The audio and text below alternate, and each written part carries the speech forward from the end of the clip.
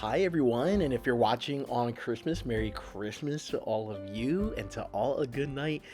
And if you're just joining me for the first time watching this video, I want you to just go ahead and subscribe to my channel and give me a thumbs up. I just hit 200 subscribers, woohoo!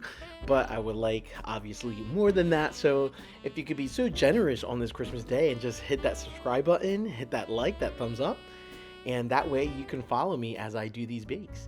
Today I am making gingerbread flavored macarons for the same wedding that I did for my eggnog macarons. So if you did not see my video for my eggnog macarons, there should be something popping up on the top there for you to go back to that video, because those are the first macarons I made for my dear friend who her children were getting married. And I did about 180 macarons for a wedding. And I did all 180 of them for free. So this is like almost $700-800 order for absolutely free. But in this video, I would like to share some of my Christmas memories revolving around gingerbread houses. So buckle up, and if you want to watch, or if you want to just chill and maybe you want to go to sleep, if you want to watch this video for that too, that's perfectly fine. I still remember the smell, a mix of overly sweet icing and faint traces of dry chocolate milk.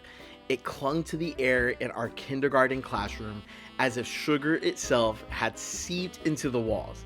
The desks, pushed together to form long tables, were covered in plastic tablecloths, dotted with candy stains and smears of frosting. And in front of me sat a small, rinsed out chocolate milk carton from the cafeteria, the foundation of what would become my very first gingerbread house. Yes, folks, when I was in kindergarten is when I made my very first gingerbread house in my kindergarten classroom. At home, gingerbread wasn't really a thing. Our holiday traditions were different, flavored with spices and treats that didn't come pre-cut into little people with gumdrop buttons. So when our teacher, Mrs. Galley, explained how we would be building tiny candy homes with graham crackers, icing, and gumdrops, I was fascinated and a little bit confused. Graham crackers? Like, weren't those just snacks for dipping milk? And royal icing, a glue made out of sugar? It all felt like make-believe, like we were baking straight out of a fairy tale. The history of gingerbread houses, I would later learn, is deeply tied to stories, most famously the Brothers Grimm tale of Hansel and Gretel. Who would have thought? Where two children stumbling upon a witch's candy-covered cottage in the woods, German immigrants brought the tradition of gingerbread house making to America in the 19th century, and the sugary craft found its way into classrooms, community events, and holiday traditions. Over time, it became more than just a culinary art. It became a symbol of holiday creativity and shared joy. But at 5 years old, history didn't matter much to me. What did matter was a group of fourth graders who came from the neighboring elementary school to help us tiny architects manage our sticky, crumbling construction sites. My helper was a girl named Emily. She had braces that sparkled when she smiled, and she guided my clumsy hands as I slathered ice cream onto the graham crackers and pressed them carefully against the milk carton. She showed me how to stick gumdrops along the roof line, like twinkling Christmas lights, on how to use candy canes to make a little front porch. By the time we finished, my gingerbread house wasn't perfect, but it stood tall. Well, and as tall as the milk carton was, and could stand under the weight of candy and sugary glue. Years passed, and the memory of that sticky classroom day faded until I was a fourth grader myself.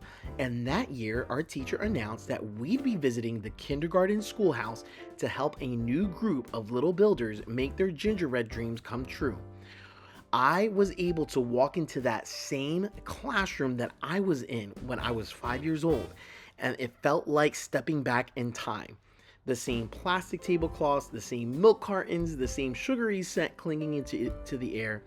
And my buddy was a boy named Alan, and he was shy at first, hiding half his face behind his tiny fists as he inspected the pile of graham crackers and candy in front of him.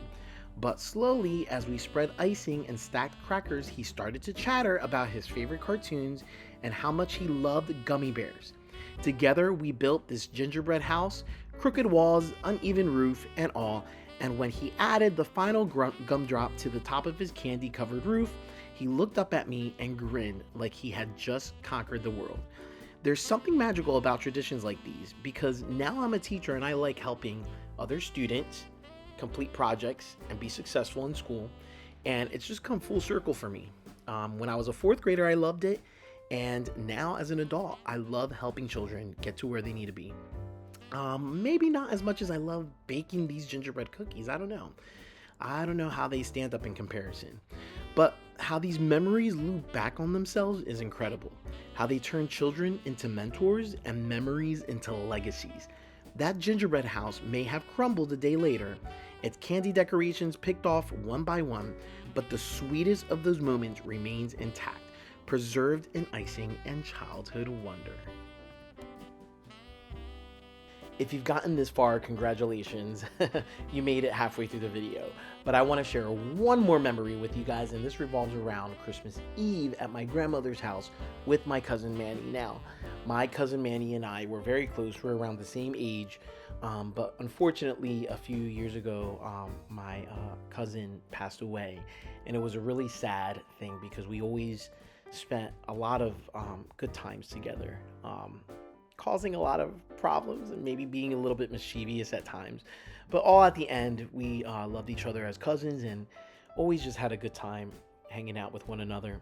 But this particular memory was on Christmas Eve, and it was at my grandmother's house, and the house smelled like cinnamon, sugar, and a bit of burnt frosting courtesy of my cousin Manny, who insisted he was a decorating artist.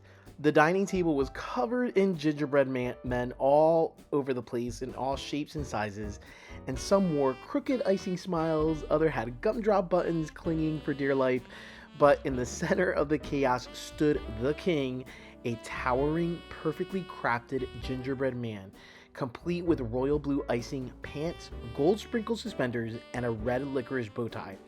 Behold, my Aunt Damaris said, setting the king down gently, no one touches him until after dinner. Okay, so no one spoke. We all knew the rules, but Manny and I exchanged a look across the table, the kind of look that says we will absolutely be touching that gingerbread man. So the dinner dragged on forever. Ham, mashed potatoes, green beans, none of it really mattered to us. My eyes kept darting to the gingerbread king who sat on his sugar throne judging us. Finally, my Aunt Damaris gave the signal, dessert time, but before anyone could move, Manny, bless his sugar-fueled soul, yelled, every man for himself, and launched himself across the table. Now, let me clarify. Manny was not what you would call graceful. Plates flew, cups toppled over at one point, and I think he accidentally elbowed Grandma in the ribs. But he got there, he grabbed the king and raised him triumphantly above his head like Simba from The Lion King. I am the gingerbread king now, my cousin Manny bellowed. And then it happened in slow motion, like a tragic movie montage. The king broke in half. The top half, the majestic licorice bow tie and all, fell to the floor. Silence and total silence in that room. And my Aunt Damaris shrieked, my masterpiece! And my cousin Manny froze, his bottom half of the king still clutched in his hand. Thinking quickly, Manny did what any brave soldier would do. He stuffed the remaining half into his mouth. Crumbs sprayed everywhere, and my Aunt Damaris looked like she might faint. In the aftermath, Manny, cheeks still puffed with gingerbread, mumbled through a mouthful of crumbs. At least he died a hero. And that, my friends, is how my cousin Manny got banned from gingerbread decorating for life, and why we now have a strict rule, no gingerbread kings policy at Christmas dinner. Well, folks, we did it. We've journeyed through the clouds of powdered sugar, scaled mountains of meringue peaks, and faced the existential dread of an overmixed, battered story. But at last, the Gingerbread Macarons have emerged victorious, tiny, festive, and dare I say, looking like they know they're the star of the holiday dessert table. Now, if you're thinking, wait, I need to see these sugary works of art in their final glory, don't worry, I've got you covered. Make sure that you hit that subscribe button so you don't miss my upcoming YouTube short, where these little ginger spice divas will be striking a pose on their holiday display. Trust me, they're camera ready. Until then, may your piping bags never clog, your macarons always have feet, and your holiday season be as sweet as these little cookies. See you all soon, and don't forget to subscribe. Your future self will definitely thank you. Have a great Christmas, guys. See you later.